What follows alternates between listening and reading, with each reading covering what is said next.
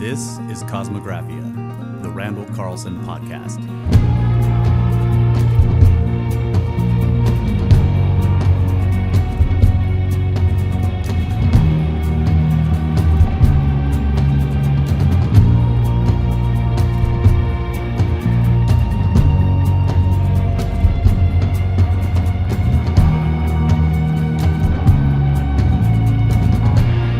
Welcome back, ladies and gentlemen. This is Kosmographia, the Randall Carlson podcast. And things have been really busy for the Kosmographia team. All of us have been doing lots of stuff. So it's been quite a while since we've actually sat down and done a proper, not live recorded show. And these are important for us because these are the ones where we're continuing Randall's we're going through all of Randall's research, and we've been doing the climate change stuff. So, Randall, do you even remember what we were talking about last time? Oh, yeah. Because it was... I would just like to interject one thought here, though, in reference to our sporadic posting of new Kosmographia clips. I just want everybody to know that we have been feeling quite burdened with guilt. So if you feel better now knowing that we've been feeling guilty because we're not putting the content out there like we should be. We understand that. We know that. We're going to strive to do better. That's right. But here's the thing. Here's the thing. When we're out there doing this stuff, we're actually out there. We're not just out there idling, resting on the beach, getting a suntan. We are actually out there gathering knowledge, getting information, getting photographs, video, drone. We're doing all of this stuff to bring it and put it right here and make it available to all of our friends and fans and listeners to enjoy. Not as much as we probably did as we're out in the field. On the other hand, though, there have been some times where, it's been rather challenging, to say the least. So there's some of that, too. Especially when Kyle's there, that makes it challenging. I was twiddling my thumbs, folks. That's what I've been doing. Very difficult work. Yes, and Kyle has, by the way, gotten very proficient at thumb twiddling. And I've noticed. You guys probably can't notice the musculature that's developing in his thumbs. 1920 per minute. So where have we gone since our last recorded pod? What have we been doing? You guys, it was pre-Texas trip.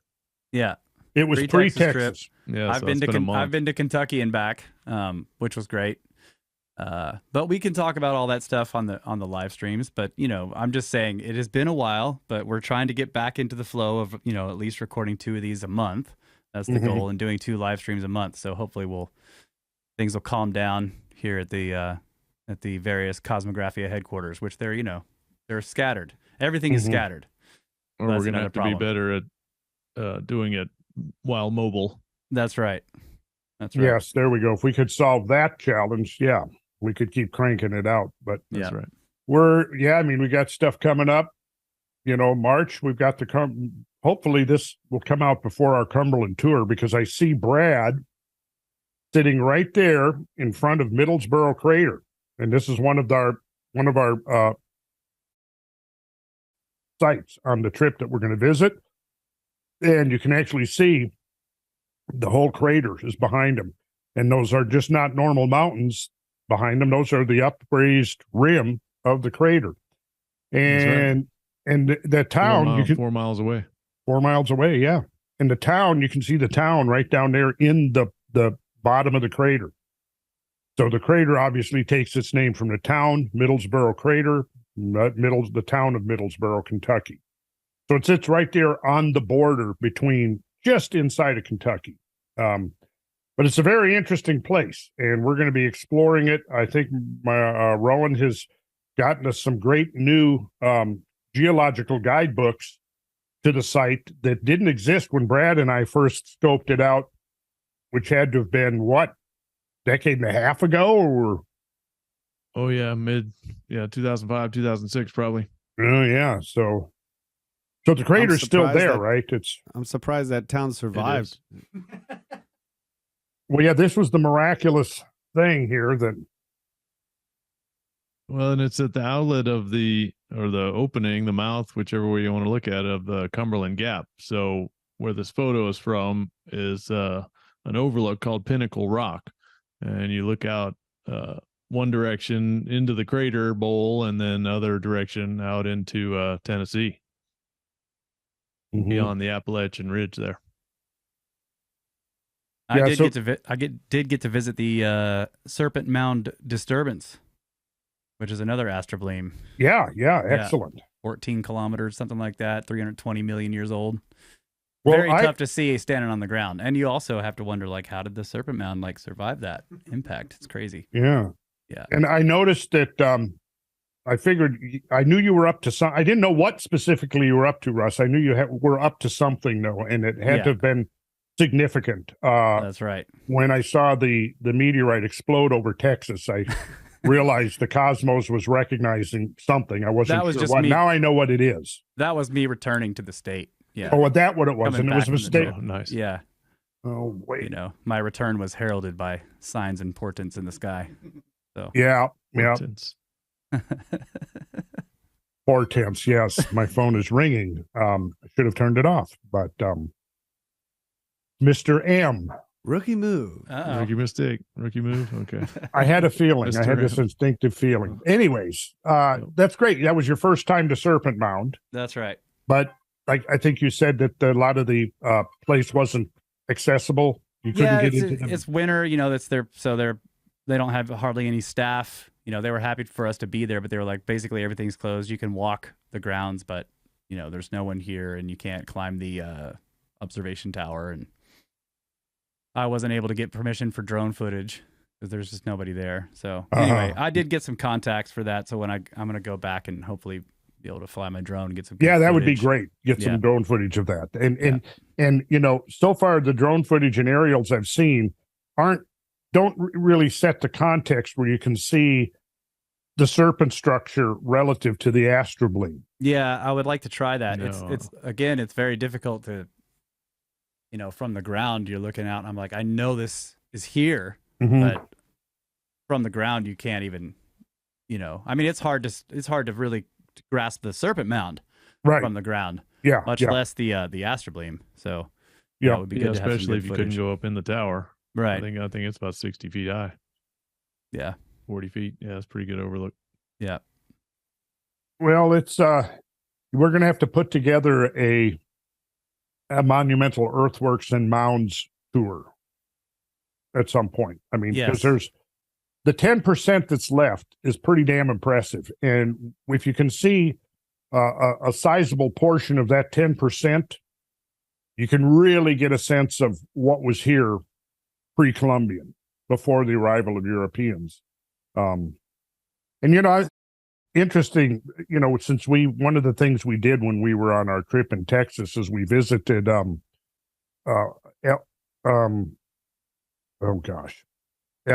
Elrod, Brad, down on the LSU campus. Oh, in LSU? Elwood? No. Elwood. Was it Elwood? Oh, man. It was. Put me on the spot. Blues Brothers? It was. Nope. I got his card in the other room. Yeah, good guy. I mean, he was really generous with his time, but he's the geoarchaeologist that excavated this. There's two mounds, pretty well-known mounds locally, on the LSU campus, and they had never really been accurately dated. So he undertook a project to date the two mounds, and I think, we can circle back with more details on this because I'm going to try to get his papers and stuff. Anyways, he dated the two mounds. One of them was about 1,500 years younger, I think, than the older one. But the older of the two mounds dated to 11,300 years ago, which puts it right back almost into Göbekli Tepe times. And of course, it seems like the reaction to it has been a couple of attacks, and then maybe it's better if we just ignore this. Yeah. And that's kind of what's gone down, is they've ignored it. Because otherwise, why haven't we, heard? And this was back to our good friend George, that he had made the initial contact. Cosmic Summit, Cosmic Tusk George. So yeah, we spent at least 2 to 3 hours with this guy and learning about the procedure of the dating and all of that, and some of the controversy and things that he encountered, the resistance and the dismissal of his work. And of course, that was to be expected. It's very typical, because if, somebody was building substantial earth mounds 11,300 years ago, that sort of pokes holes within the conventional narrative of North American prehistory. I mean, who was doing that? Because this is right after, the Upper Younger Dryas boundary, within a few hundred years. Somebody is down there in Louisiana building 2 very large mounds. So we got to look more into that, and at some point get back with Elrod. I'm trying to find it. Yeah, in our group text, but I'm laughing at some photos we had. I just discovered one, or found out about one I didn't know about, over in South Carolina. I was looking for some South Carolina maps to go into episode 93, and it was drowned out. They said it was on the scale of one of the mounds down in Okmulgee in Macon, Georgia, which has got some pretty large mounds, but it's under the water from Hartwell Dam that backed up in 1962. Really? Yeah, so on the Tugaloo River. So I hadn't heard about that one. It was just in an article like 6 months ago. Mm-hmm. So yeah, there's I wonder if any was going on in this country before. Oh, great God, yes, it's amazing. America before. Yeah, and there's even controversy with the Serpent Mound. I mean, not obviously nothing putting it back to 11,000 years, but people are arguing on whether it's 1,000 AD or 2,000 BC. Mm-hmm. Some of that was even detailed on the signs that they had at the site. Well, I think that once the doctrinaire establishment, Brooks Elwood. That's it, Elwood go. Brooks. Thank you, Kyle. Elwood Brooks, that's the man. Elwood. Hey, how'd you find that? I just searched the LSU mounds, and then I was just scrolling through the stories, and somebody mentioned his name. There we go. But since you had Elwood in there, that's how I just was looking for. All right. Well, there's the Blues Brothers connection. Is there a paper by any chance? I'm sure, but I'm just literally looking at search results. I didn't even click on the story. I was just scrolling through search results. Mm-hmm. Somebody mentioned his name. Well, there we go. If people want to research Elwood Brooks, LSU I can look. mounds. American Journal of Science, the LSU campus mounds with construction beginning at roughly 11,000 BP, are the oldest known extant man-made structures in the Americas. Brooks Elwood, Sophie Warna, Rebecca Hackworth et al. Mm-hmm. So he was lead author, but not the only one. So what was it? What was the American Journal of Science? Got that. What's the date on it and the volume number? Does it say? June 2022, 322. But back to the question. What were these people doing right then and there at that, like what you were saying, this is so well, yeah, what was it? Shortly after the end of the Younger Dryas, right? Yeah, within just a few centuries. Meltwater Pulse 1B, the upper Younger Dryas boundary, the sinking of Atlantis, according to Plato. I wonder if there's any Clovis artifacts associated with the bottom of this mound. That's a good question, because if there is, then that would show that some Clovis survived the Younger Dryas. Well, the Anzac 1 Clovis skeleton that was also dated to a couple of hundred years after. Mm-hmm. Right? Yeah. That was the girl. Yes. Right? Wasn't it a girl, a young female? Yes. And she was obviously, I think, buried. Right. Yeah. In other words, she wasn't red ochre painted on the bones and yeah. So that was a very interesting trip. And the other one, which we talked about this in the live stream. So people can record it and hear us talking about that, so we don't need to really go too much in there. But the Bonebed we attempted to see in Texas at a kind of a private location, right? We're not supposed to disclose the exact area for the time being. We would have been able to get in to actually visit the Bonebed, but we got flooded out. The roads accessing the site, I guess apparently what was it, 6 or 8 inches of rain had fallen. Yeah, six inches of rain. Had fallen the day before. In a day or 8 hours or some crazy downfall. So everything was flat. So, but you know what? My thought is that it wouldn't really, give a few more days for things to dry out. You can get access, because that would probably be the ideal time, because it's during heavy rainfalls like this that, that these things get exposed. They get, washed out. Storms along beaches will erode cliffs. Things will show up. Floods along river valleys will erode banks, and things will wash out. And the same here. It's likely that, I know a lot of meteorite hunters and Tektite hunters and stuff know that, where the horizon is, where these things are located, like south of here, just south of Macon, Georgia, is the Eocene, Oligocene horizon. And, there was the great impact roughly 35 million years ago that triggered the transition from the Eocene to the Oligocene. It was associated with a major mass extinction event, not one of the Great Five, but still nonetheless a significant mass extinction event.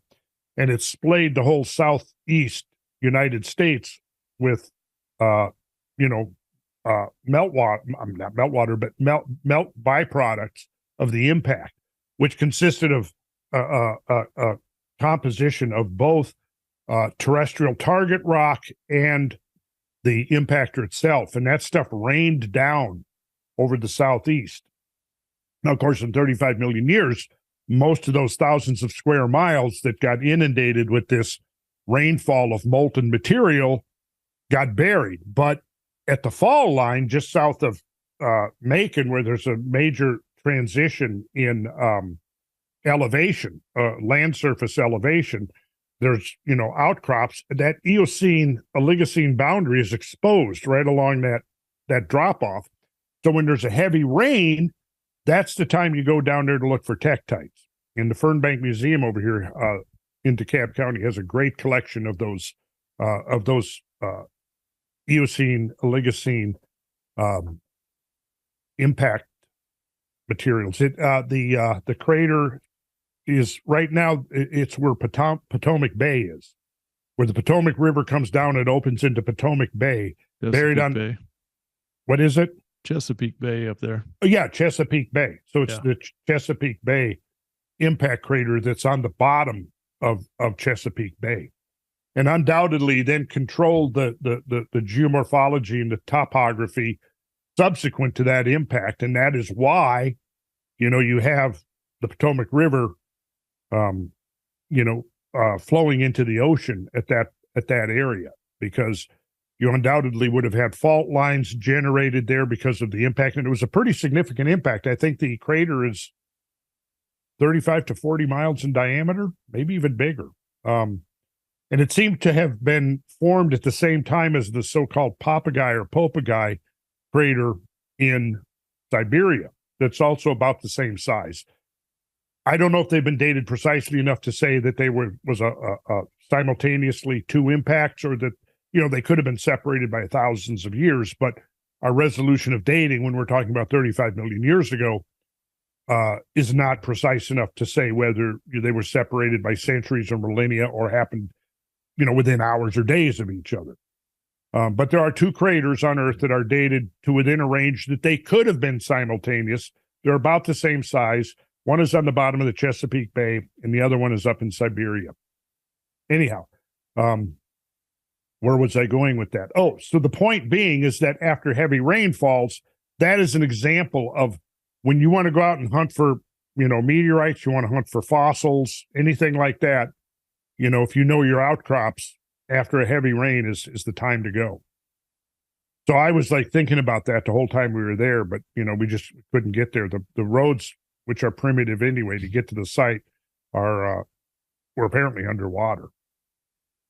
So, but you guys hung around after we left. I mean, did you get and even if the roads were underwater, the creek was way over its banks. So yeah, I wonder if it was enough to flood the site. Yeah, that's what they were saying. The creek was completely out of the channel. I see. So the whole thing was underwater. But you're right. That means that possibly we want to go back really bad, but we're in the middle of crazy busy work season and travel. Right. So we haven't. Well, my guess is, from what we learned, nobody's been out there looking. Yeah. Nope. Since Keith, right? Ken Tees. Yeah, Ken Tees. We told a little bit about the background. He had been excavating and investigating that site for years, and then it sold from private hands to the Nature Conservancy. And somebody, some highly emplaced academic associated with the Nature Conservancy, decided to shut it down. So there's been no real and further investigation of this site since 2017, I believe. Yeah, I don't know. I don't remember a date.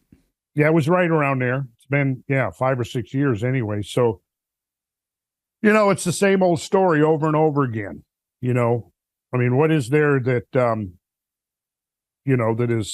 that's unpalatable to some of these people? What's going to be learned there? Obviously, I think that we're looking at a site that would have been produced probably through catastrophic flooding, and it would show that the deposit of the bones is in alluvium.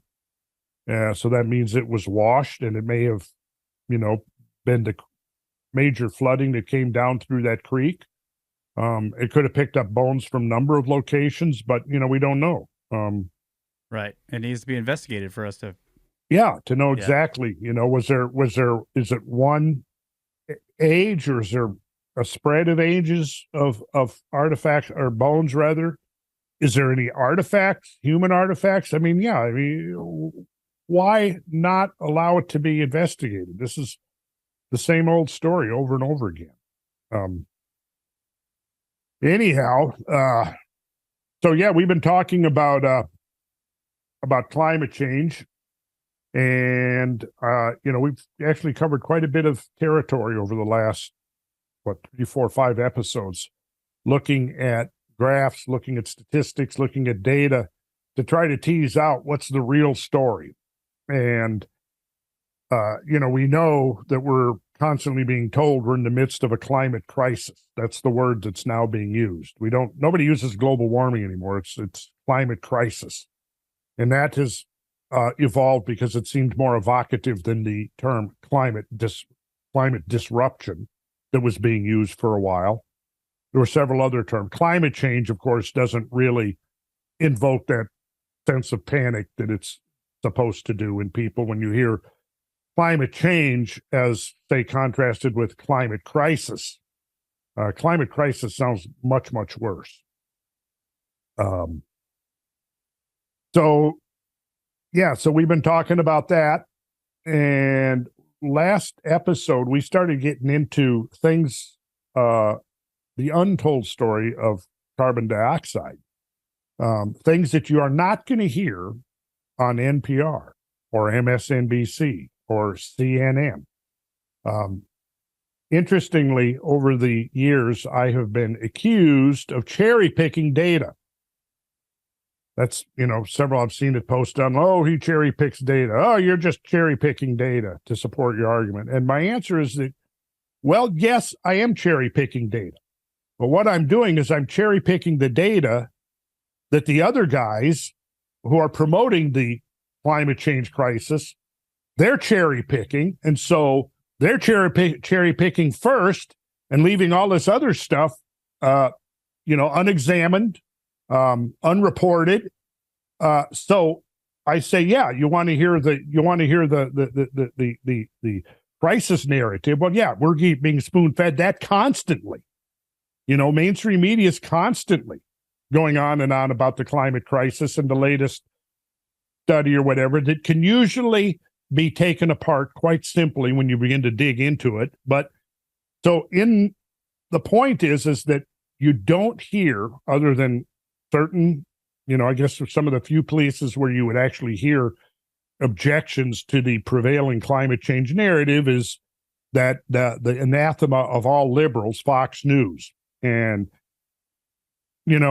I watch the media, I listen to the media, and I mean, we've got Substack now, we've got Rumble, we've got, the other side that's putting this stuff out, the stuff that, wherever you stand on the political spectrum, it's a simple fact that mainstream media is leaving out 9/10 of the data that would actually communicate and convey to us what's really going on with the climate.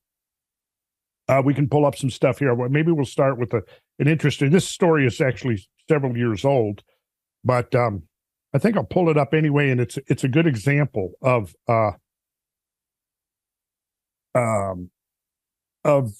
data that nobody knows about, but it's really significant in terms of understanding what's going on.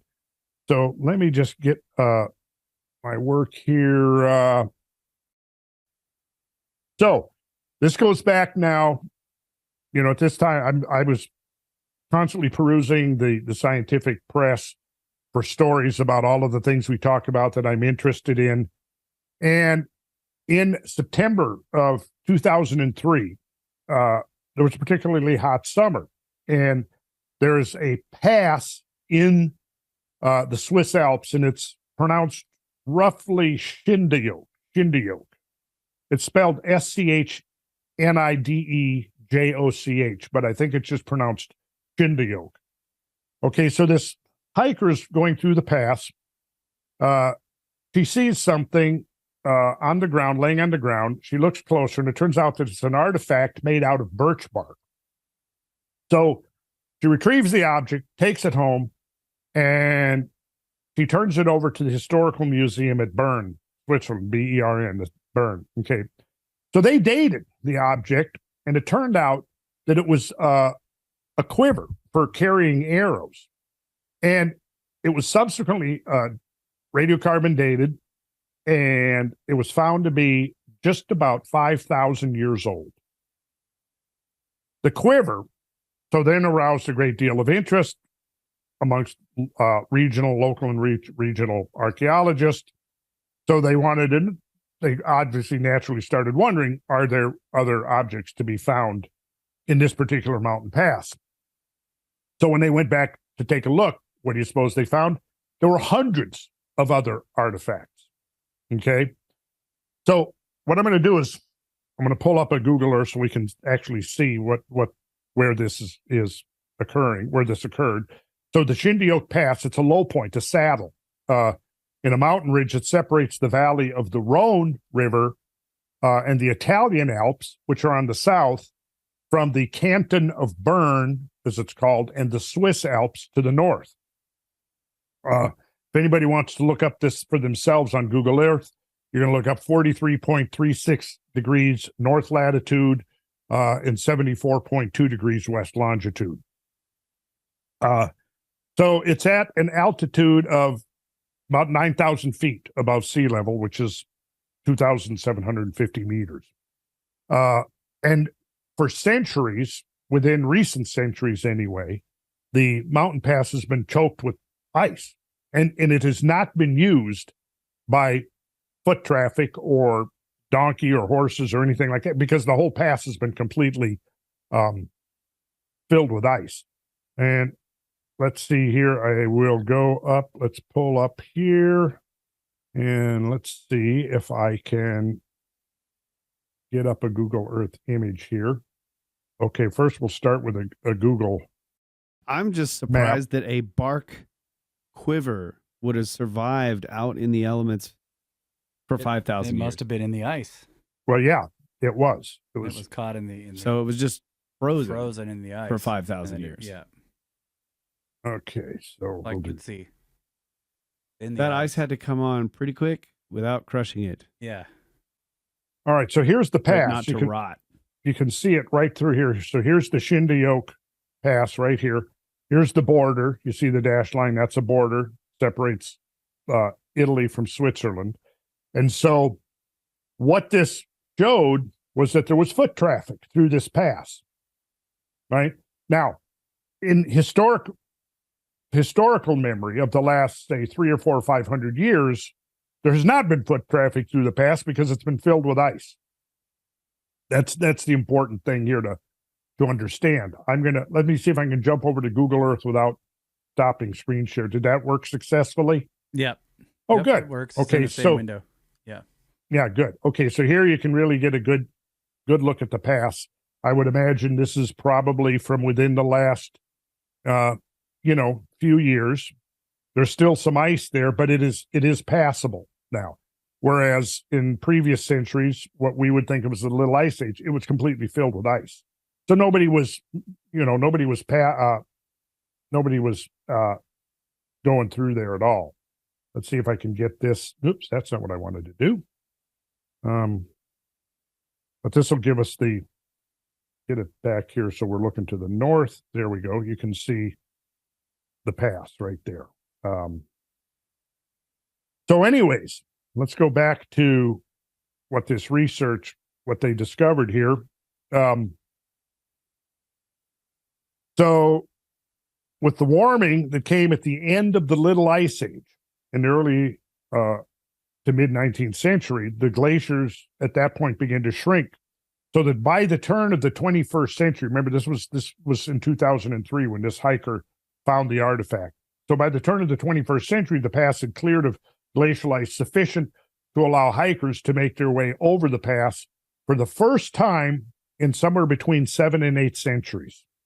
So for 7 or 8 centuries, there's not been foot traffic through this pass, right? So a group of archaeologists from the Archaeological Survey of Canton Bern began exploring the area. They quickly made a series of quite spectacular finds. So among the items they collected over the next few years were items made of leather, fur, woolen clothing, belts made of twigs, bows, arrows, lithic arrowheads, bronze needles, shoes, a shoe repair kit, wooden bowls, Roman coins, arrow quivers, and the evidence for use of pack animals. All of this material now has been revealed as the glaciers shrank back from their little ice age maximum. Now, for regular viewers and listeners of this podcast, we've talked multiple times about how and made reference to the fact that during the little ice age, the glaciers worldwide grew to their greatest extent in over 10,000 years, since the end of the Great Ice Age, right? So then there's an obvious inference from this, right? When you had foot traffic going through, leaving all of this stuff behind, obviously it was being used regularly with pack animals through. There was no ice filling the pass, obviously, right? There's just no other interpretation. The pass was open. People were using it on a regular basis. So there was no glaciers in that mountain pass. So it means, obviously, that the glaciers, when people were using the pass, had shrunk back to at least the minimum extent that they are now, possibly even more so. When we looked at the Google Earth, we could see there were still some extant glaciers in the pass. But here's where it gets interesting. After performing hundreds of dating tests, it became apparent that the artifacts were clustered, right? They weren't spread uniformly. They were clustered. What does that suggest? Well, campsites. Well, flooding, possibly. Somebody dropped a bunch of junk or offloaded something they couldn't carry. Well, okay, here's what it means. So the earliest, it comes down to the dating. The earliest objects were left in the past during late Neolithic times and dated from roughly 5,000 to 4,450 years ago. After 4,450 years ago, there was a hiatus of 400 years during which there were no artifacts deposited in the pass. Then, after the passage of about 450 years to where we get to 3,650 years ago, there was another phase of deposition. That phase of deposition was then followed by another hiatus, and this hiatus lasted for 1,600 years. For 1,600 years, there was no dating, no artifacts found that dated within that range of time, 1,600 years. So you mean multiple clusters? That's what you're time multiple clusters. clusters. Time clusters. Yes. Okay, Thanks. Time clusters. Time yes. clusters. Yeah. Totally different. Yeah. Artifacts then reappeared during the late Iron Age and Roman Age about 2,100 years ago. They then accumulate for about 500 years. Now, after that 500 years, the pass apparently closed again. Nobody's using the pass. So again, the implication is that after this 500 years, which coincidentally coincides with the so-called Roman warm period, the glaciers expanded again, and the pass was now filled up by glaciers. So the closing of the pass during this time is consistent with a deterioration in climate that coincided with the onset of the European Dark Age between about 400 and 500 AD. The earliest artifacts from the late Neolithic were about 300 to 400 years later than Otzi, the Iceman of the Austrian Alps. You guys have heard of him, right? Yes. Iceman. So Otzi died during a time of extensive glacial advancement in the Alps. So it is likely that many mountain passes were blockaded by ice during this time, including the Shindio. So what's all this implying? It's implying a very dynamic climate, at least in this area, where the glaciers grow, seal off the pass, it's not used, they shrink back to at least the minimum that they are now. People then subsequently use the pass until the climate deteriorates, the cold comes back, the glaciers grow, fill up the pass, and blocks it off from traffic. So most of the foot traffic, they were probably traders, they were pilgrims, maybe homesteaders relocating in response to a changing environment. So the question then becomes, how do you get around this? How do you get around something so explicitly evident of major climate changes, dynamic climate changes that show that this pass that we're seeing right here has had times where it was as open as it is today, multiple times within the last 5,000 years. You don't talk about it. No, that's what you do. You just don't talk about it. Because again, it's not consistent with the narrative that what's going on now is unprecedented, because this is what they want to convince us of, because they want to use the fake climate crisis as an instrument of social control. Totally. That's what it's about. It's not about science. And anybody who actually studies the science quickly will figure that out. This reminds me of a news story I read a while back where it's like this point of the story was to say, well, there is one upside to climate change, and it's all this crazy, awesome archaeological stuff we're finding. Oh, yeah. But like the point of the story was saying that, like, yes, we are causing the climate to change, but they were talking about how the thawing out of ice was revealing all these villages and places and stuff where they're being able to do archaeology now and learn more about people in the past. And I'm like, how can you say this in the same story? Yeah. Do you not see that there's a contradiction here? Yeah. Like, one would think. Yeah. Oh, but now, the latest thing, I guess I just heard the Biden administration is doing some executive orders where part of it is going to be all of this money that's going to be going to schools and set up programs from kindergarten all the way through. And it's all going to be about climate. But, basically, for a fact, it's going to be climate bullshit. They're not going to tell those kids about this and say, hey, look, here's evidence that the climate has repeatedly warmed, at least on the level that it is now, because these glaciers have melted back. So, anyhow, I am going to stop share.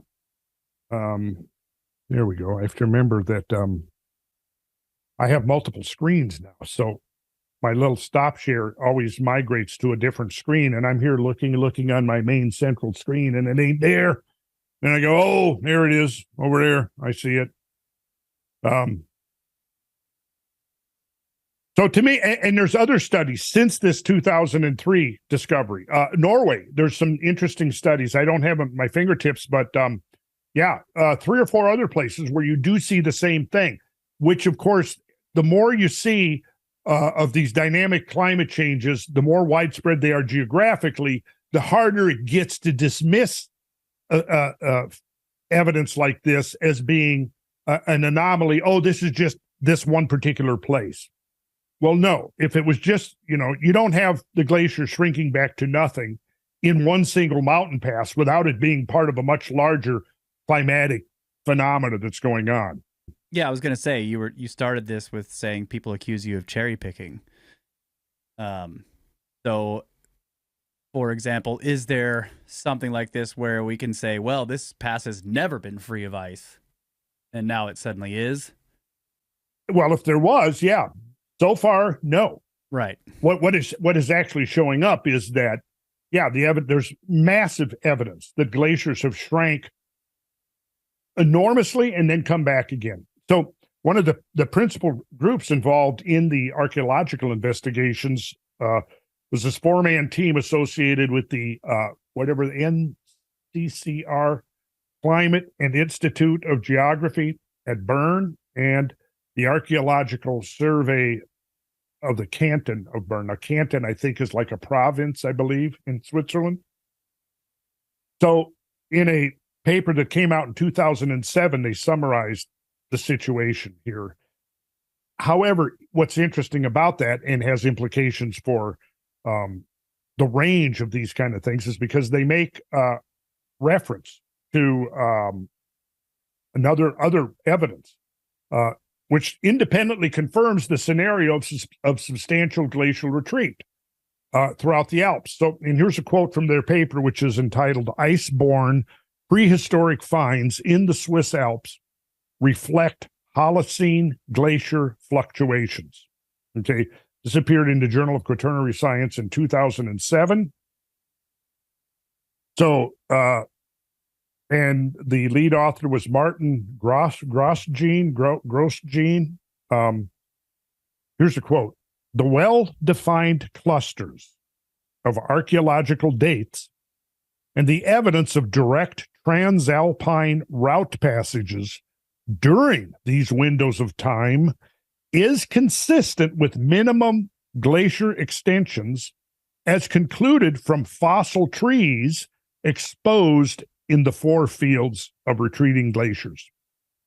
So right there is another mass of evidence showing the dynamic nature of climate change, in that there are many sites now where the retreating glaciers have uncovered what were prehistoric forests. So obviously, when those forests were growing there were not glaciers there.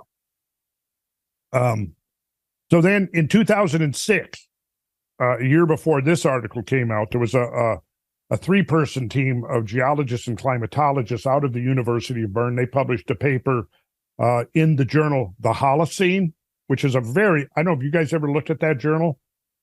It's a really interesting, I mean, every month they have some of the most interesting stuff. One of my favorites. Yeah. Kyle, have you ever heard of the term Holocene? Okay, so they published, this 3-person team of geologists and climatologists, they published a paper describing their study of wood and peat that was recovered from 6 little ice age glaciers in the Swiss Alps. The title of the article, which appeared in the Holocene, was "Multi-Century Glacier Fluctuations in the Swiss Alps During the Holocene." And here's quoting from their paper: "A stable level of Holocene climate is revealed by oxygen isotopes as a proxy of annual temperature in Greenland ice cores. However, a growing number of studies have demonstrated that distinct periods of climate change occurred repeatedly throughout the Holocene. Considering the Alps, the analysis of lake sediments provided broad insights into the characteristics of Holocene environmental conditions. Several periods with pronounced warming were identified during the Holocene by studies based on pollen, tree-line positions, and chironomid assemblages. Now, chironomids, if I'm pronouncing that right, they're a type of species of lake flies that live around lakes, and there's many species of them around the world. So some of these flies, some species like cold weather, some or cold climates, some of them like a warmer climate. So if you find a particular species of chironomid, you can then infer fairly detailed information about the temperature of the environment at the time that these particular insects lived in that environment.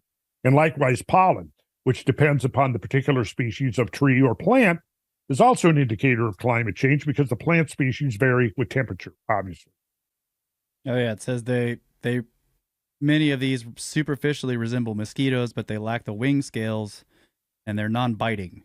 So it's chironomid are non-biting midges. It says. Okay. I didn't know that, but at least if we're up there exploring lakes in the Swiss Alps, we don't have to worry about getting bitten by flies. So at least not these particular kind. At least not these particular species of lake flies, though. You're right there. They're associated with lakes. Yeah. So lakes act as repositories of detailed proxy information about environmental change. So if you think about this, each year, water from streams and rivers will flow into lake basins. And when they do, they're carrying considerable amounts of sediment and material into the lake, both of an organic origin and a geological origin. And so what they do is they create a record of changing conditions in the vicinity of the lake. Now, if you have a particularly heavy rainfall, for example, you will have a lot more material flushed into a lake, and the bottom sediment, the strata of material that forms on the bottom of the lake, will be much thicker and massive. Let's say you have a drought one year. So what happens then is that the strata of material flushed into the lake is much smaller, finer grained material. It's a thinner stratigraphic layer. And so right there, that tells you something. I mean, when you see a succession of massively, much thicker layers, well, there was a lot of rainfall during this period of time. And then, of course, you can, like all these multiple proxies, like, organic material of all kinds would be flushed into the lake, the pollen that would get in, the species that would get in, then when you do a geological analysis, you can find out, you might find granular material or even larger than that. And if you have, if you know the origin of that, you can say, well, there was a flood that was enough to, submerge a particular area and erode this kind of rock type. So by making those kind of studies, you can recreate an events into changing events quite effectively. So if you're in a glaciated environment, the layers are very conspicuous. And this is because during the spring thaw, when the streams are now swollen with glacier meltwater, and they're very vigorous from the melting glaciers and the snowpack. So they carry enormous amounts of coarse sediment, which then settles down into the lake bottom. So, and as the season progresses, there's less and less volume of meltwater discharge. Once the snowpack for the annual snowpack is melted off, then the flow of water into the lakes declines, the discharge of the rivers and streams diminishes, and this is reflected directly into the sediment regime that forms on the bottom of the lake.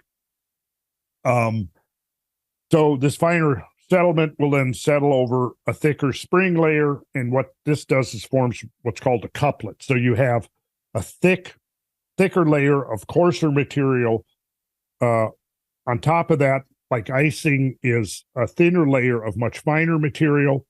And then there will be a cessation of material because once winter comes back on, there's not going to be any flow into the lake for whatever it may be, 6-7 months.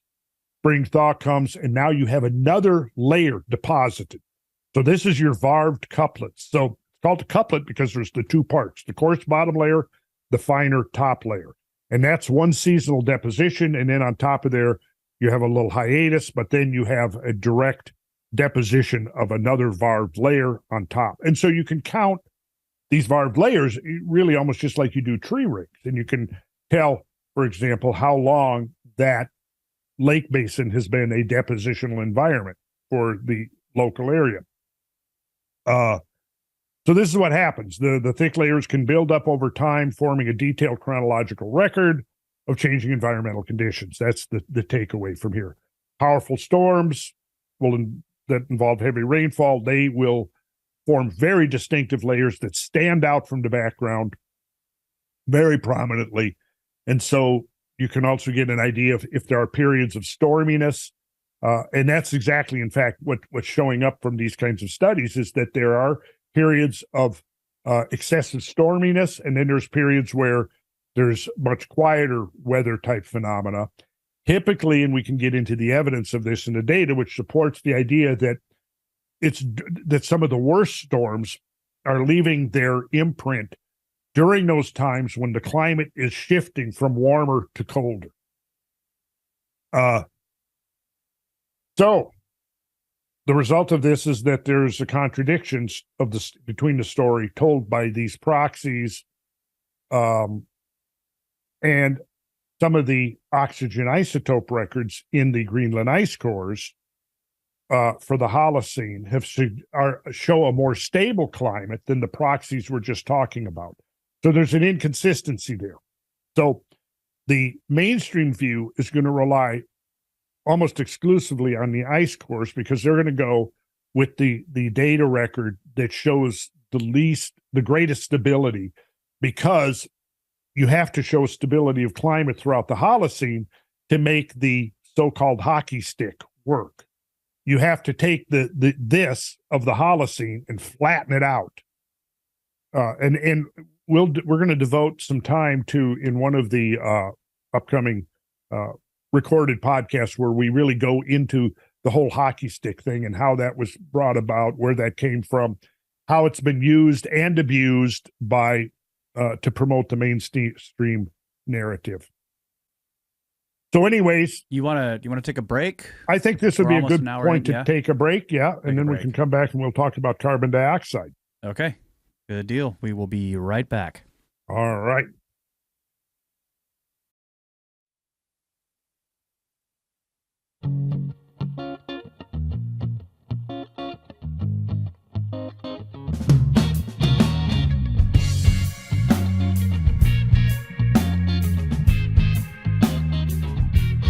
And welcome back, ladies and gentlemen. Kosmographia, the Randall Carlson podcast, continues on with the climate change series.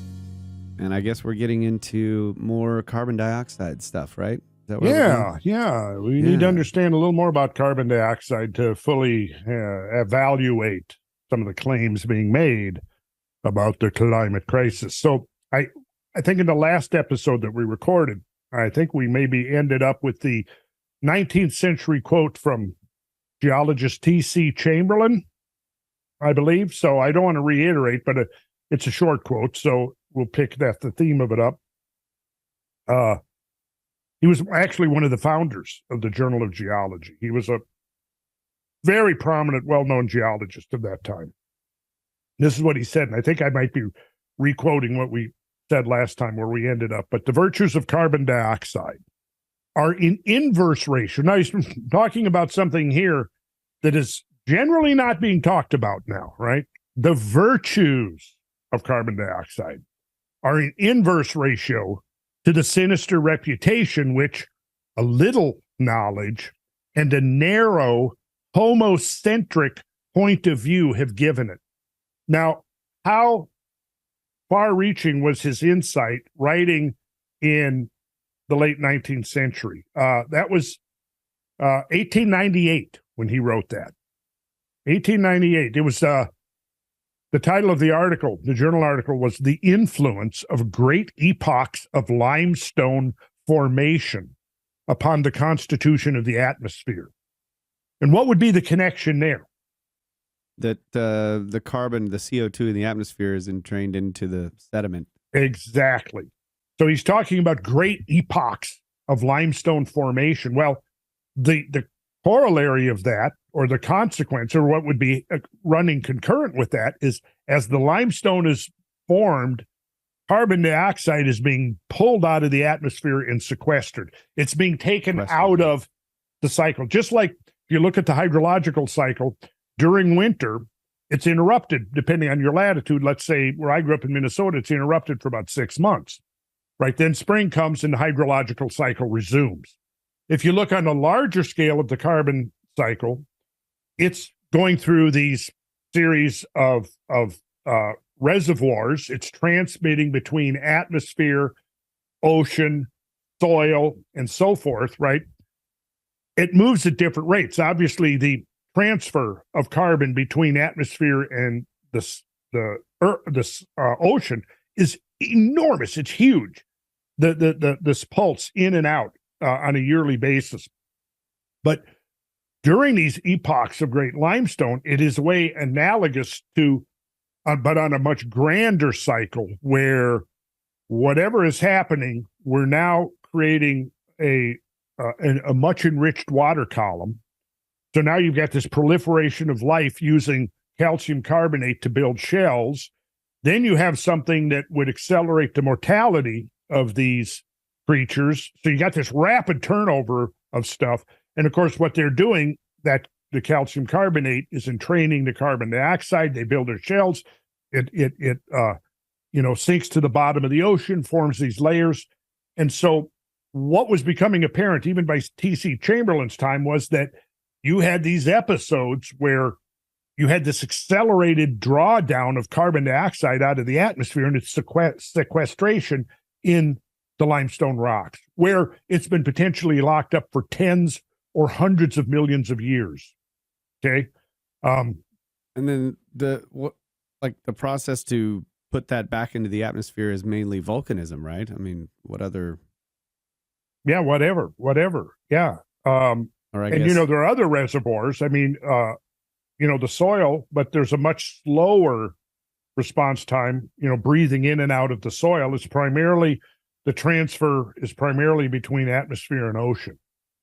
And that's on a substantial basis. I could pull up actually the graphs here and we could get an idea. Let's see, I'm on. Okay, so let me do this. Let me pull up this, and I'll do a share screen, and we'll just review quickly here these reservoirs. Here's a couple of slides.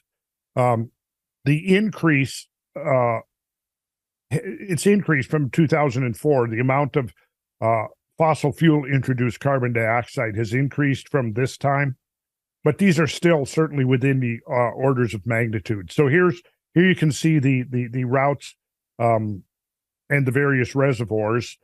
You go from animal and plant respiration. So that's a big part of what puts carbon dioxide back into the atmosphere, respiration, right? That's part of the natural process of the biotic canopy of vegetation. You've got soil and microorganism respiration. You've got, let's see what else, combustion, both human and natural, is contributing to the amount of carbon dioxide saturation in the atmosphere. So here you've got 4 sources contributing. So you've got combustion, decomposition, and then 2 types of respiration are all pumping carbon dioxide back into the atmosphere. What's pulling it out? Photosynthesis of land plants, because they're using carbon dioxide to drive photosynthesis, and then the amount of CO2 that gets dissolved in ocean water. And that amount is 38,000 gigatons on an annual basis. So compare 38,000 to the total ambient amount in the atmosphere, right? So you got 38,000, and we divide that by 750. And so that the oceanic reservoir is more than 50 times greater. Let me double check. 38,123 divided by 750. Yes, it's more than 50 times greater than the atmospheric reservoir. And you'll notice through photosynthesis, it's sucking back about, just the land plants, about 560 I said gigabytes. I meant gigatons. Okay, if we look at the next one, we've looked at these before, but just to refresh everyone's mind. And here's where it gets interesting. When you think about what is the total carbon dioxide budget of the whole planet, well, now you have to not only look at the oceans, the soil, the biosphere, you also then have to look at the sedimentary rocks. And you can see here, land photosynthesis and respiration, 120 gigatons per year. Oceanic photosynthesis and respiration, 107 gigatons per year. The storage in land plants, 610 gigatons per year, right? The burning of fossil fuels, 5.5. Now it's more than that now, but it's still within the range of orders of magnitude. Soil storage, 1,580 gigatons. Fossil fuel storage, 4,000 gigatons. But now look at the limestone rocks. 100 million gigatons of carbon dioxide locked up into the rocks, the limestone rocks. Now, if something was not replenishing that limestone, you know what would happen? Well, it would eventually, the atmosphere would be depleted to the point where it would go down below 150 parts per million and the biosphere would die. You mean if something wasn't replenishing the CO2? If something wasn't replenishing the CO2, it would within a few centuries actually be completely pulled out of the atmosphere and locked up into the carbonate rocks. And then life on Earth, it would really suck. Okay, so other than humans, what does I see volcanoes there, and then land and plants, decomposition, that's basically what's replenishing it? Yeah. What's the largest source? Okay. Yeah. Yeah. But of course you introduce, catastrophism or episodes of catastrophe into this. Right. Then like volcanism, for example, could be dumping way more in there per year. And it certainly is. And you know why? Because for one thing, I've got studies showing that greater than previously estimated amounts of carbon dioxide are being disgorged into the atmosphere as a result of tectonic processes. Earthquakes, for example, will actually release a considerable amount of carbon dioxide into the atmosphere, particularly if the earthquake occurs in an area with carbonate bedrock. Okay, so it's some kind of grinding of the rocks. Mm-hmm. Mm-hmm. Okay. Yeah. Okay, so an impact into a bunch of limestone might release a whole bunch of it. It probably would. Yeah. Yeah. Okay. So here's what T.C. Chamberlain says. Again, to help put this in perspective, it is the least chemical constituent of a mixture that determines the amount of a reaction. It's minute relative to the percentage of the overall composition of which it is a constituent. He goes on, it'll help to make this clear. A loss of nitrogen or oxygen equal to 0.0003 of the atmosphere would doubtless be wholly inconsequential. Now, he's using 0.003. He's writing at the end of the 19th century. And we know that the figure you see over and over again in the literature is that at the dawn of the Industrial Revolution, the amount of carbon dioxide in the atmosphere was measured at 280 parts per million. 100 parts per million greater than it was during the late Wisconsin Ice Age, during the late Pleistocene and going into the Younger Dryas, right? So it went from 180 parts per million to 280 parts per million over the course of the Holocene. Now, within there, I think we can show that there were fluctuations up and down, but the aggregate increase over the Holocene was 100 parts per million, 280 parts per million. So now we can assume that that was 200, that there was, before industrial activity, 280 parts per million carbon dioxide in the atmosphere that was not the result of human activity, or at least fossil fuel burning. Human activity as a result of agriculture, as a result of land clearing and things like that, that is going to add to the amount of ambient carbon dioxide in the atmosphere. What part of that 280 parts per million was anthropogenic? We don't know. Probably the bulk of it, though, was natural, right? Somehow we were able to get that extra 100 parts per million.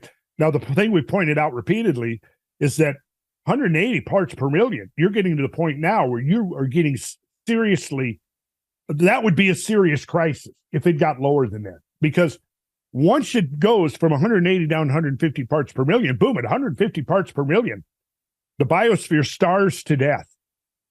Photosynthesis stops. And we've talked about how if we look at through the the record of life on Earth, almost the whole time that that life has been on Earth, carbon dioxide in the atmosphere has been many times higher than now, or at least up to the eve of the Industrial Revolution. But let's assume, just for the sake of argument, that 280 parts per million, I mean, we could say 250. It's not going to change the outcome much at all. But if let's say the 280 parts per million was mostly natural, right? That humans weren't responsible. Because for one thing, yes, humans were adding to it through, like I said, agricultural activity, through clearing land, through burning land, and so on. But at the same time, the ability of nature, of plants particularly, to take that excess carbon dioxide that's now been released, to take it back up, was probably fully competent to absorb or consume most of the carbon dioxide that was anthropogenically sourced throughout the Holocene. So I think it's safe to say that the 280 parts per million at the dawn of the Industrial Revolution was mostly natural. Now, it's right at a little over 400 parts per million. We'll round it off to 400 just for easy thinking about it in our brains.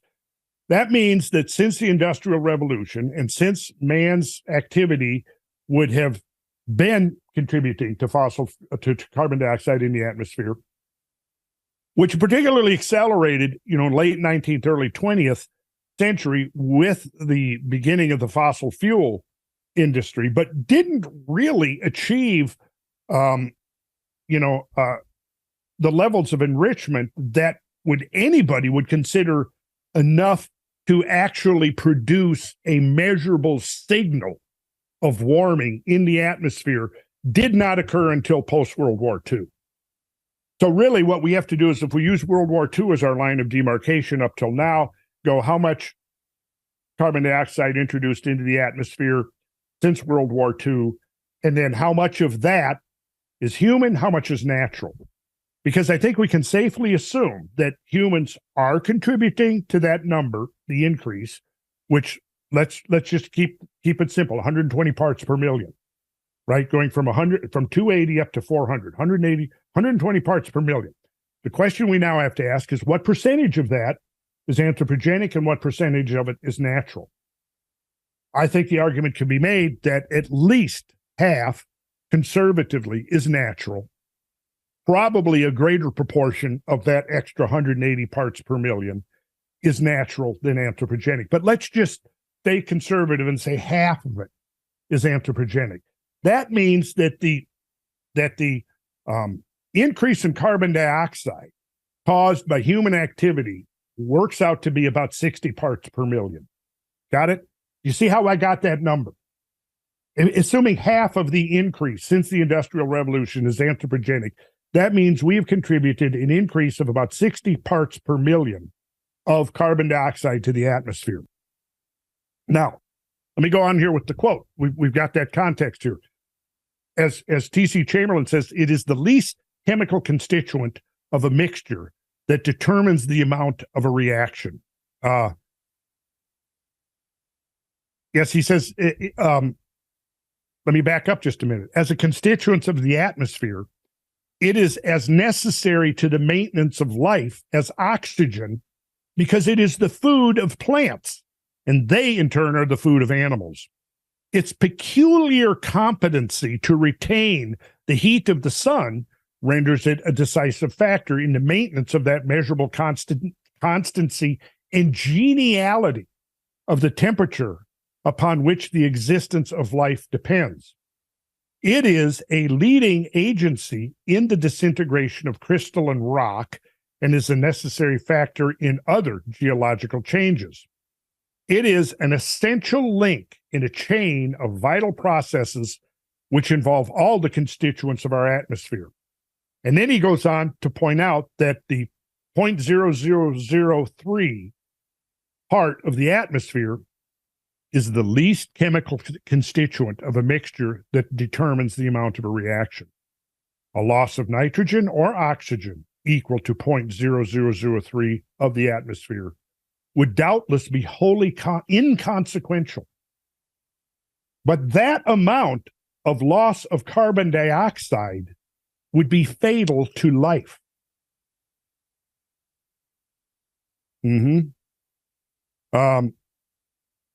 So here Chamberlain points out the fact that even a minuscule decline in the relative concentration of atmospheric CO2 would have serious consequences for global plant life. Now, I'm going to jump on here.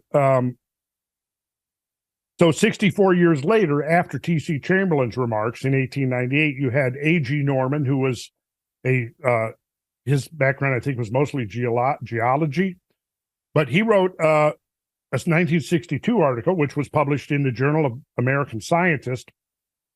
He's commenting on the vitally important role of CO2 in global biological processes. And he says, it is somewhat unfortunate that we have allowed the phrase plant nutrients, that he has in quotes, to mean those inorganic elements that are essential for plant growth, because this causes us to forget the real substances from which the bulk of the stuff of plants is synthesized. The chemical engineer of whom we spoke earlier might be a little taken aback at being told that his only raw materials would be carbon dioxide and water. If one added, however, that the carbon dioxide would be available only at a concentration of 3 parts in 10,000 by volume, diluted with an excess of nitrogen and oxygen, he might appear troubled, because to him, that would mean the handling of vast quantities of air to extract the carbon dioxide needed. But the plant can do this. Let us not underestimate the stupendous quantities of carbon dioxide that are incorporated into vegetation.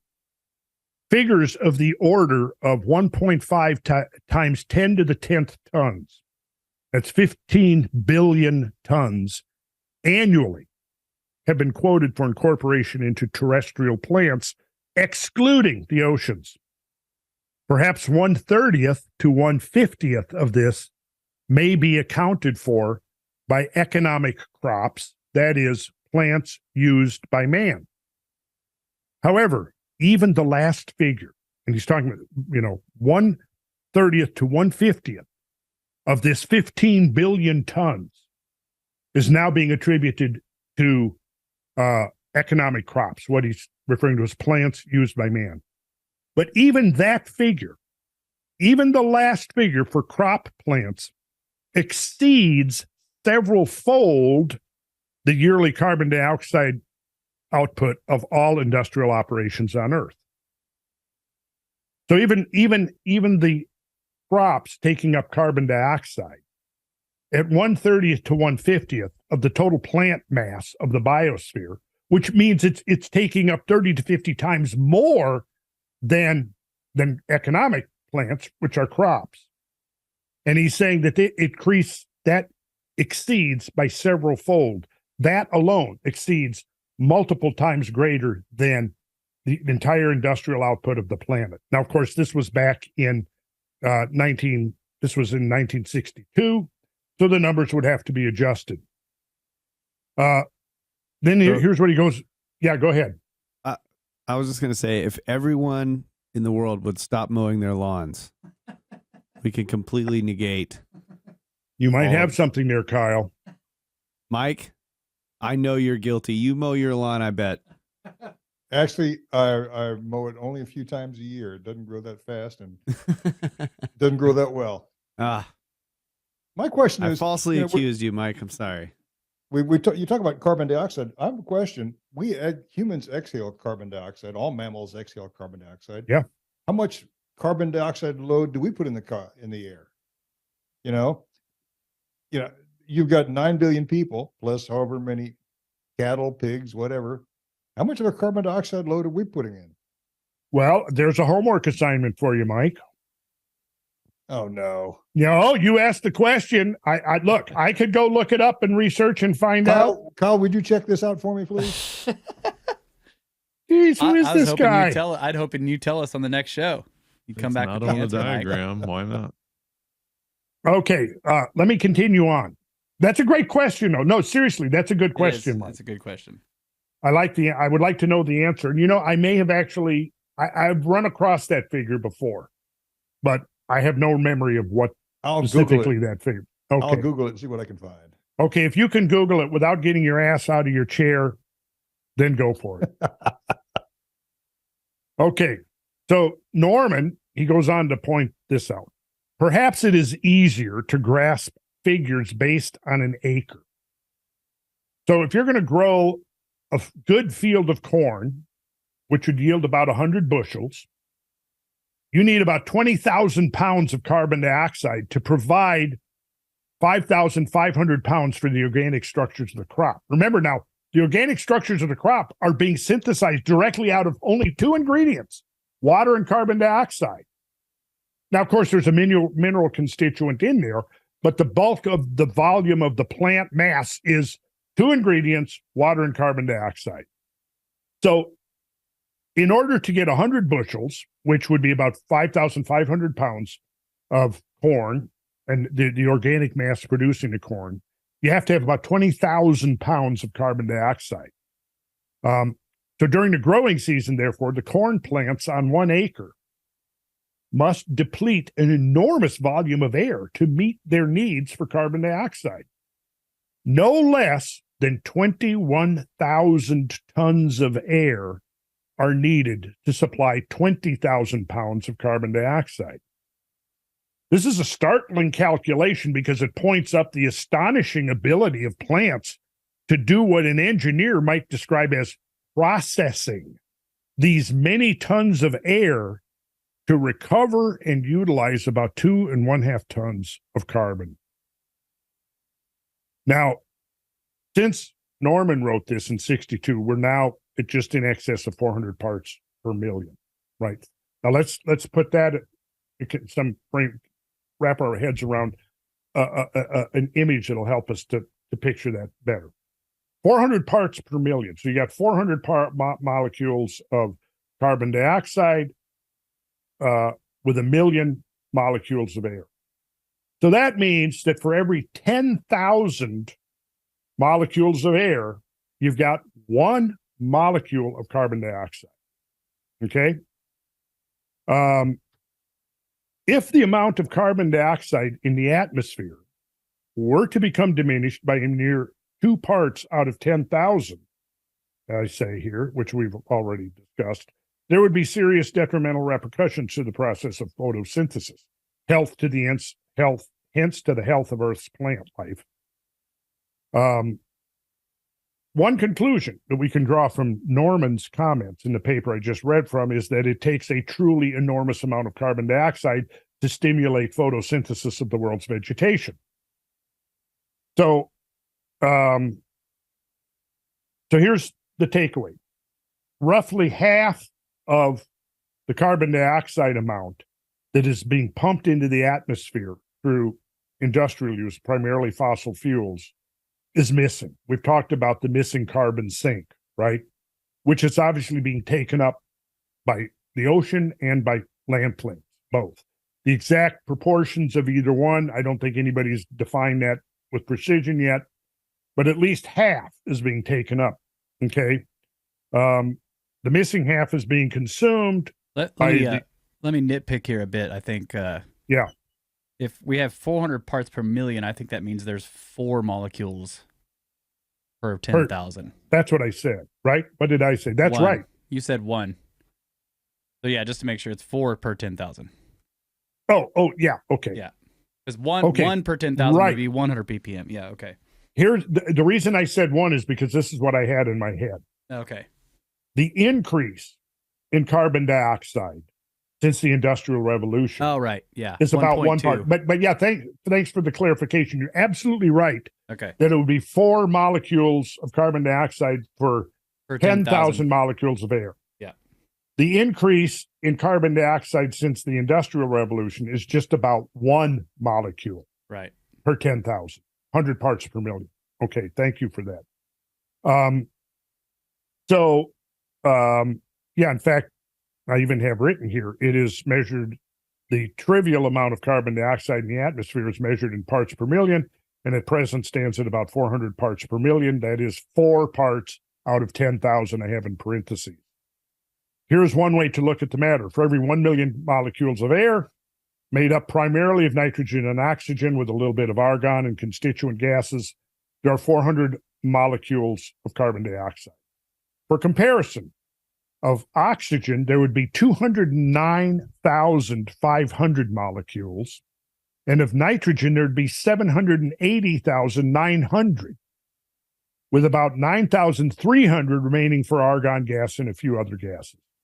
In other words, the total mass of the atmosphere is over 2,500 times greater than the carbon dioxide within it. And if we even assume that 100 parts per million is anthropogenically sourced, which it isn't, what that means is that the total mass of the atmosphere is then 625,000 times greater than the total amount of anthropogenically sourced atmospheric CO2. And that's conservative. So, the mass of this 400 parts per million of CO2 taken altogether makes up the total of about 760 gigatons residing in or transiting through the atmosphere at any given time.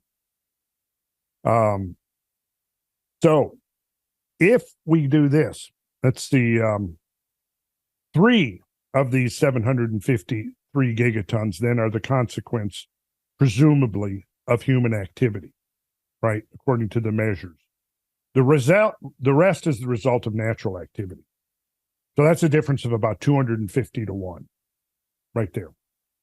So let's do a bit of math. If we divide 400 by 1 million, this gives us the figure of 0.0004, the decimal fraction for the total amount of CO2 in the atmosphere. To see the amount of atmospheric CO2 resulting from human activity, you then divide that number in turn by 250. So what you then get as a result is the decimal fraction 0.0000016. This is a very small number, not much greater than nothing at all when compared to the whole atmosphere. So here's the question I would propose. Are we supposed to accept the conclusion without question or debate that this minuscule additional amount of CO2 to the atmosphere is going to provoke such a horrendous planetary catastrophe that we have to completely overhaul our energy system, in effect, according to some of the more extreme proposals, to dismantle our industrial infrastructure altogether? I do think, on the one hand, that a lot of things in nature are based on thresholds, right? Sure. So something can be very near a threshold, and a tiny bit of addition or removal of it can cause a suddenly drastic change. But the question then would be, is there evidence that adding a tiny bit more CO2 to the atmosphere is going to cause a catastrophically drastic change. Well, there's your question. It'll make it cross a threshold somehow. Well, for that, what we have is claims that is the case. Right. And those claims are the result of pretty much strictly computer modeling without reference to the actual data-based record. Yeah. When you look at the data-based record, I mentioned this earlier, and I think we pulled up the graphs in one of our previous episodes showing that right now, at this ambient concentration is about the lowest we ever see in 600 million years since life began on the planet. Right. And there's plenty of evidence that previously, while life was also flourishing on the planet, there was a lot more. So clearly we're not getting close to some kind of catastrophic threshold. It would not seem like it, no. Right. Yeah. And in fact, what I mentioned earlier, and we can present a full array of data supporting this, it seems like, at least in terms of, now not necessarily talking about global catastrophes such as Younger Dryas, but catastrophes that could be regionally catastrophic that you would define as weather related, that those occur more frequently when you have transitions into the cold phases. Right. And yeah, we can present a whole bunch of evidence supporting that. And I'm going to pull up a graph here. Let's see. I think that will, so really we're much closer to having a catastrophic problem on the low side. On the low side, that's exactly right, Brad. I wanted to make that point, so thank you for making that point. Exactly. Yeah, there is a threshold on the low side, which is like everything dies. Yeah, for sure. Everything we're dies. Much closer to that than any problem with more and more and more and more. We could keep loading it up. Right. And well, see a whole lot greener deserts and a whole lot bigger trees and a whole lot bigger output from the crops. Yeah, and we're going to look at that. We're going to spend one full episode looking at the upside. We started looking at some of that evidence, but the evidence is just there's an abundance of the evidence showing the other side of the carbon dioxide equation that, again, it's being completely ignored. It's being completely ignored. And so, again, the accusation of cherry picking just doesn't hold up, because you can say it's cherry picking, and I'd say, okay, sure, it's cherry picking. But what I'm doing is I'm trying to present the evidence that is being ignored by the cherry pickers on the other side. Yeah. And the other thing I would say is that, basically we've gone through this, and let's say that, because some of their argument does seem to be that we're approaching some threshold on the upper end. And so if we can remove the CO2 that humans are adding to the atmosphere, then we won't approach that threshold. But what you've just shown is that, and what should seem obvious, is that nature is also adding to it. It's like slowly increasing, even if we weren't adding to it. So if we just completely remove our addition to it, we're still going to approach the threshold that they're afraid of, naturally. Yeah, and here's the thing, and we haven't really, we're going to devote at least several episodes to looking at the role of the sun, which is another factor that's being pretty much completely ignored, right? And to ignore the role of the sun in climate change is just ridiculous. It's totally ridiculous. And the fact is that there's all kinds of evidence correlating climate change with the sun. And one of the things that happens is if the sun is warming the earth, it's warming the ocean. When the oceans warms, it outgasses CO2 in tremendous volumes of CO2. When the climate cools, it begins to draw down the CO2. So the building up of thick layers of limestone is probably related to cooling, because the oceans cool, they begin sucking carbon dioxide out of the atmosphere, which would then trigger an algal bloom, which will then feed the bottom of the food chain. And you will have this proliferation of benthic and planktonic animals, foraminifers and things, that are now contributing their casts and their shells to the formation of limestone rocks. Now I'm gonna do a share screen here. All right, Are you seeing a big square bunch of dots? Yeah. Yep. Okay.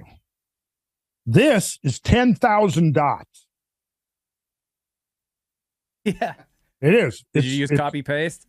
Did we go through this before? It was a bit of, it wasn't that bad, because 100 by 100. It's 100 by 100. I have, software where I can do multiple copies. And I just imagine you there with the period key, just not quite 10,000 times. Randall hit the period. No, that's not how it happened. I was able to actually, I use my architectural software, which has a replicate. I can set it up and say, I'll create one, right, upper left corner, and then I'll tell it to make 99 copies at at a given distance on the x-axis. Yeah. And boom, and then it'll do it. Then you do the whole line. Then I do the whole line, and I go 99 copies on the y-axis. Okay. So there we are. It's not that bad. Although we could let people believe that I spent days and days laboriously with Randall pressed the period button 10,000 times to make this square. So there it is, 10,000 molecules. Now, notice down here in the lower right-hand corner. You see it? Yep. There it is. There's our 1 molecule of carbon dioxide increase since the beginning of the industrial evolution. When you were done making this, did you count them to make sure that it was right? Well, yes, actually, I was able to do that. Okay. Yeah, I mean, it's right. It's 10,000. Okay, good. 10,000 dots. So I just wanted to do this for comparison. Now, again, of this 100 parts, let's think about something. If pre-industrial was 280, and let's say the amount of carbon dioxide in the atmosphere has increased to 400. So that means really it's been 120 parts increase. That if all of it was being caused by humans, that would be 120 parts per million caused by human activity. But is that number correct? Well, obviously, nature had already created 280 parts per million. So the question then is, of that 100 parts per million or 120 parts per million, what percentage is natural? What percentage is human? And until we know that, we're just stabbing in the dark. And guess what? They don't really know that. Nobody really knows exactly. It's a lot of assumptions and a lot of computer models based on assumptions. But let's suppose that it's only half. Okay, so half of this dot, let's say, half of that dot of 100 parts per million is anthropogenic. So now you're looking at what, 50 parts per million? Or 50 parts per million. Or you can see here that we're talking about very minuscule amounts of carbon dioxide. So now, as you're looking at this graph here, are we to assume, without any question, without any critical thought, just believe, well, the experts say that this one dot right here, and really only half of that dot at a maximum, is now going to trigger some tremendous environmental and climatic catastrophe, that because of half of that dot right there, we're in the midst of a climate crisis, an unprecedented climate crisis. How believable is that? Well, to me, it's not believable at all. In fact, it's really like a joke, in my opinion. And we haven't really even begun to look at the real bulk of the evidence yet. I mean, we're just skirting around the surface of this thing. So I want to get into talking about the beneficial botanical effects of carbon dioxide enhancement, and the recognition of its beneficial role goes back literally centuries, even to the 1600s, when you had in the early 1600s, Jean-Baptiste van Helmont, who was a citizen of Brussels. He planted a 5-pound willow tree in a container in which he placed 200 pounds of soil. Okay, got that? A 5-pound willow tree in a container that had 200 pounds of soil. For 5 years, Van Helmont carefully monitored the amount of water provided. And at the end of 5 years, the tree weighed over 169 pounds. So we'll call it 170 pounds. We'll divide that by 5. So it had increased its mass, its bulk mass, by 34 times from when he planted it within 5 years. But the soil itself was only diminished by 2 ounces. So while some of this Dust increase blown away off the top. Yeah. While some of this increased tree mass was the result of small quantities of mineral nutrients supplied by the soil, the later two horticultural scientists who were referencing this early work of Van Helmont in 1964 commented this: more forcibly, it should remind us that the primary nutrient from which the bulk of the plant originates is the carbon dioxide from the atmosphere. So again, what you have to picture is that you've got 2 ingredients, carbon dioxide being taken from the atmosphere, water being taken up from the soil, and what's the catalyst that triggers the transmutation? Sunlight. Yeah. It's pretty awesome when you think about it. So this was the 1964 work was carbon dioxide enrichment of greenhouse atmospheres for food crop production, which appeared in the journal Economic Botany. So the United States Department of Agriculture has, since its inception, published annual summaries of research and work of relevance to agriculture. In the experimentation record for the years 1904 through 1905, the department provided a summary and translation of the experimental work of M.E. Demussy, originally published in French in 1904. In the early 20th century, Demussy performed an experiment in France demonstrating the effects of carbon dioxide on a variety of plants. These experiments were an early demonstration of the benefits of carbon dioxide enrichment. The summary of the article in the experimental station record was entitled "The Growth of Plants in Atmospheres Enriched in Carbon Dioxide." And here's the translation from the French. The results of the author's investigations in growing lettuce in an atmosphere enriched in carbon dioxide has been questioned as being too limited to permit of generalizations. Therefore, the author has repeated his experiments with 16 species of plants, representing a wide range of families. Duplicate series were grown, one in normal atmosphere containing about 3 parts of carbon dioxide in 10,000, and the other series in an atmosphere enriched daily by about 5 times the normal quantity of carbon dioxide. In other words, 1,500 parts per million. The experiments were continued for about 2 months, after which several portions of the plants were weighed. Among the species studied were coleus, lettuce, geraniums, centauri, mint, tobacco, balsam, fuchsias, etc. In all except the fuchsias, there was a decided increase in the weight of the plants. The average amounting, now this is in the carbon dioxide enhanced environment as opposed to the control environment with ambient. The average in 2 months, was over a 60% increase.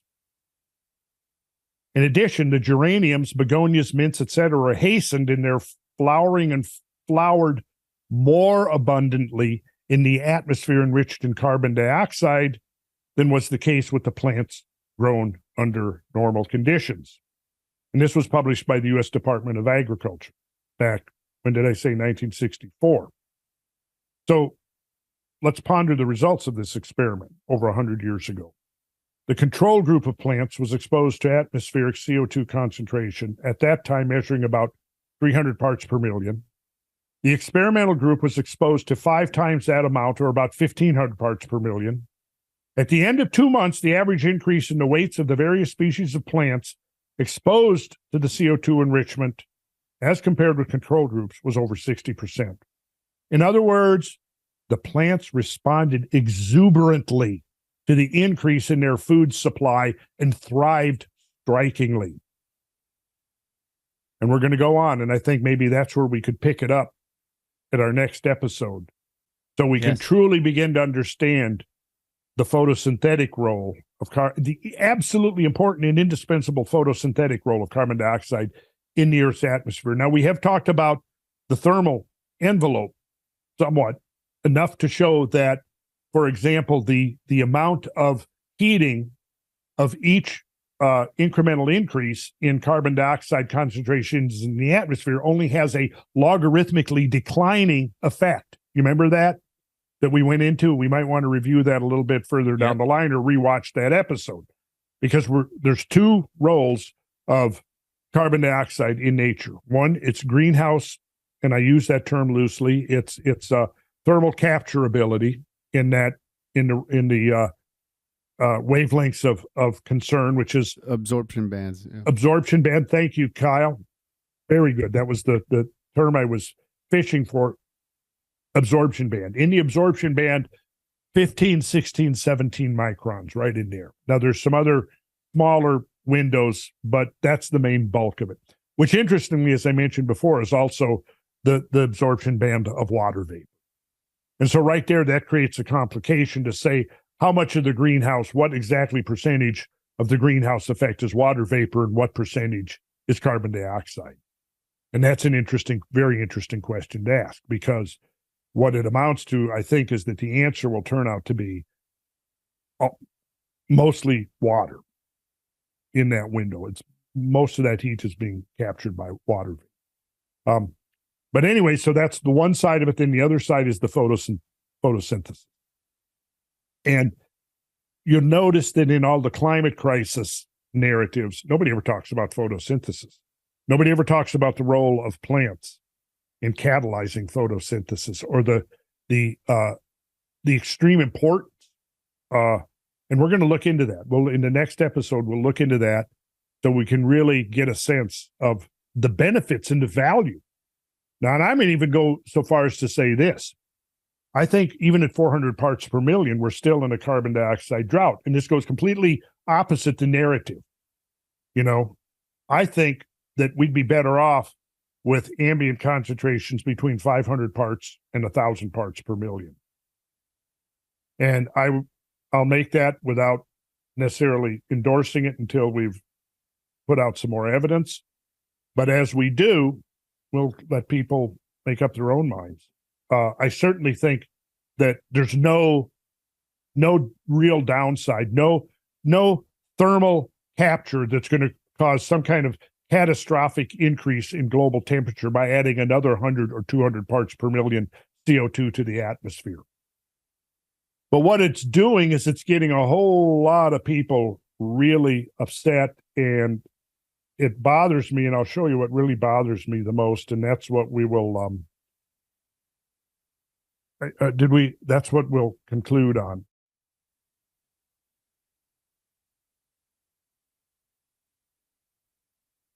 So, you seeing this? Yes. We deserve a future. Fight for a Green New Deal. We deserve a future. And this I am calling the brainwashing of American youth, because this is what they're being told. And now with the new provision from the Biden administration, I'll dig up the details, but they're earmarking hundreds of millions of dollars now for climate crisis propaganda in government-run schools. So this, to me, is basically a crime against young people. It's a crime against our own future. It's a crime against the truth. But we go through, we can see here, the Green New Deal is promoting, and this is a fact, the literal suicide of Western civilization to solve a non-existent and completely fraudulent climate crisis.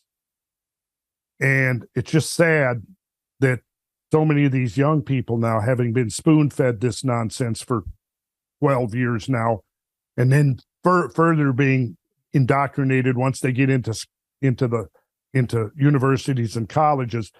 Climate justice now. What does that mean? Somebody please define what we mean by climate justice. If the Western industrial civilizations are introducing enough carbon dioxide into the atmosphere to trigger a greening, and what we do see is, and we're going to look at this in detail, the evidence completely supporting the idea that the increase in carbon dioxide is causing food abundances. It's causing crops, just like forests and other plants, to proliferate. So it's like, really, this is completely backwards, right? What's climate justice? Well, climate justice is that, you take from the richer countries and you give to the poorer countries, right? It's basically a large income redistribution scheme. And these are what I'm calling the new Hitler Youth. They're convinced that Western civilization is destroying the earth, and the only answer is to shut down Western civilization. They want to go zero carbon they were originally proposing by 2030. Can you even imagine what that would mean if we got to shut down all fossil fuel use in the next 7 years? Well, see, it's like, do you people not stop and really just take a time out and think about what you're promoting? So this is what disturbs me the most. And this is why I'm calling these people here the faces of neo-Marxist, eco-fascist totalitarianism, because not one of these people, and I've listened to the words that all of them have said, not one of them knows what the hell they're talking about. Not even Bill McKibben. Because you listen to Bill McKibben, he doesn't talk about any of the evidence that I've been citing here over multiple episodes. We could spend a whole year doing 2 to 3 hours, twice a month, 24 episodes. We still wouldn't have even barely touched the evidence for what is really happening with the climate. So we'll close with this. Climate justice, first of all, what the left is talking about when they use the phrase climate justice has absolutely nothing to do with climate. And secondly, it has absolutely nothing to do with justice. That's an excellent quote. And you can quote me on that. All right. So thank you, sir. That was a good one. I think so. And I think Great that, episode. this is stuff people need to be exposed to. Yeah. Absolutely. Well, the stuff they don't want us to hear. They took the third grade science out, which taught them about photosynthesis, and they never heard it again. And right, like they don't even know that simple process. Mm-mm. Like you just said a minute ago, what's the catalyst? The sun. We need this stuff. The plants need this stuff. It's simple. It's not so. Yeah, if they're the new Hitler Youth, calling for the death of Western civilization, they got a rude awakening coming. They do, because they aren't able to even connect their comfortable, privileged lifestyles with the consequences of what they're advocating. Right? Okay, let's stop all fossil fuel use. What is going to happen to our economy? What's going to happen to our energy sector? It's going to implode. Yeah.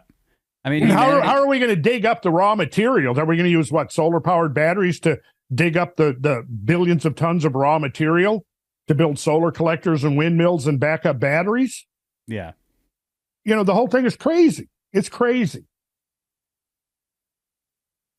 Critical thought is lost. That's right. And that's intentional. That's what public education has done to critical thinking. And of course, in order to make sure that that's sealed and delivered, you got to now shut down free speech. And so you put pressure on the big media companies to censor speech that goes against the official narrative. And we know that's true now, from Elon Musk exposing the whole corrupt system that the government agents, the FBI and all, is embedded with big media telling them what's acceptable. The government is prohibited by law from doing anything to infringe upon our free speech. So the way they get around it then is to put pressure on big media, which is private. And then the defenders will say, well, they're private. They can do what they want. And I say, yes, that's absolutely true. And I would agree with that. But if the government is embedded and the government is putting pressure on them, well, then no, that they don't qualify as a private sector anymore, deciding for themselves what is acceptable or not acceptable to be said on their platform. Well, it's time for you to start talking again about the new school system, the new educational system that needs to replace the crap that's supposedly bringing up our youth to be smart individuals. Right. Not happening anymore. That's the objective of the next Nashville event with Ed. That's right. So we're going to kick that off again, talking about the sorry state of education and what may actually be alternatives to that. And you, Kyle, as a father now, something you, of course, would be keenly interested in. Yes. How your children are raised to become wise. Oh, they're around intelligent. Us. Yeah. Well, around. Yeah. And in having them around. They're homeschooled as well. Homeschooled, number one. Having them around thoughtful, critically thinking, enlightened grown-ups and older siblings and older friends. That's going to go a long way. Because for one thing, if you want to inculcate this kind of brainwashing, there are a number of steps you have to take. But one of them is you segregate the kids you want to brainwash into, by age groups, and so that they're deprived of the influence of their elders. Right. Last thing you want to do is give over the education system to your government. Oh, my God. Well, I mean, we're seeing the horrible consequences. Well, I think I told you a friend of mine gave me 3 boxes of books that their high school library was throwing away. And it was all kinds of science books. It was weather. It was thunderstorms. It was volcanoes. It was, all this super interesting stuff. And she's like, "You're into this." I was like, "I can't believe they're throwing that away. This is unbelievable." So look what they're replacing it with. Look what they're replacing. So-and-so has 2 daddies. Right. Critical race theory crap. And it is crap. I've seen enough of that and seen enough interviews with actual teachers who are promoting that crap. Inclusion, equity, and what was the other? Diversity, inclusion, and equity. So where does merit go in that? No, nowhere. Merit is taken right out of it because they're engineering outcomes and everybody has to be the same. So it's a total dumbing down. But of course, you have to have that total dumbing down if you're going to have subservient citizens that just mindlessly support the authoritarian regime that we now see in place, primarily by Democrats, but enabled by rhino Republicans. You need a workforce that's going to be out there digging with pickaxes to get the materials to build solar panels. Yeah, well, I have a list of names. Pickaxes made from raw river stones tied and hafted to sticks. Yeah. Anyhow, I guess that's about the end of the episode. More to come. Oh, yeah, much more to come. RandallCarlson.com. Sign up for the newsletter. Yep. And when you're hearing this, hopefully we'll have had some movement on shutting down the fraudulent website that still continues to impersonate me and steal my work and profit off my work. Sacred Geometry International, spread the word. It's a fraud. All right. Of course, thanks, gentlemen. You'll hear a bunch of, if he responds at all, it'll be a bunch of gaslighting that'll be easily deconstructed. But sorry, let's end on a positive note. Yeah. Thank you, gentlemen. Excellent show. Good stuff. Yep. Good night, everybody. Did Mike Good say night, anything? guys. He did ask the question. He asked a question and got a homework assignment. So he shut up again. Yeah, that's why he hasn't said anything after. No comment on the Randall rant. Get Randall's newsletter. Yeah. All right. Thanks, y'all. Good night. Good night. Night.